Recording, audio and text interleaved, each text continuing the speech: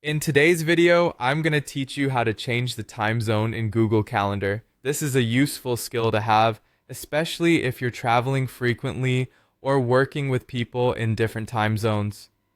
A few simple clicks can help you ensure your calendar accurately reflects your current location, preventing any scheduling mishaps.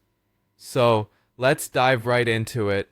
First, open your preferred web browser and navigate to the Google homepage. In the search bar, simply type in Google Calendar and hit enter.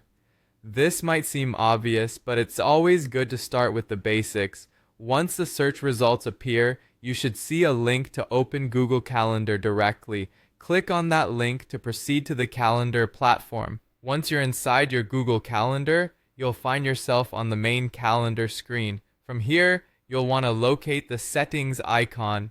This is typically represented by a gear symbol, which is often found in the top right corner of the page.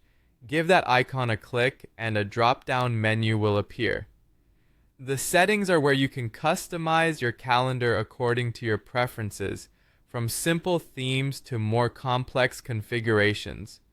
In the settings menu, you'll see a variety of options, but for now, you're going to want to find the section titled Time Zone. This feature is essential for scheduling as it ensures that all your events are aligned with your local time. No matter where on Earth you might find yourself, click on Time Zone and this will take you to a more detailed view of the time settings available to you. Now that you're in the time zone settings, it's time to make your adjustments. You'll see your current time zone displayed along with a drop-down menu that allows you to change it. Browse through the list of options and select your preferred time zone. Remember, changing your time zone will automatically update all calendar events to this new setting, so make sure to double check your schedule afterward to ensure continuity.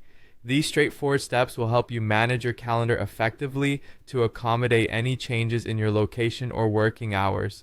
A well-managed calendar can save a lot of hassles, whether you're working across international borders or just down the street. And that's it. You have successfully learned how to change the time zone in Google Calendar.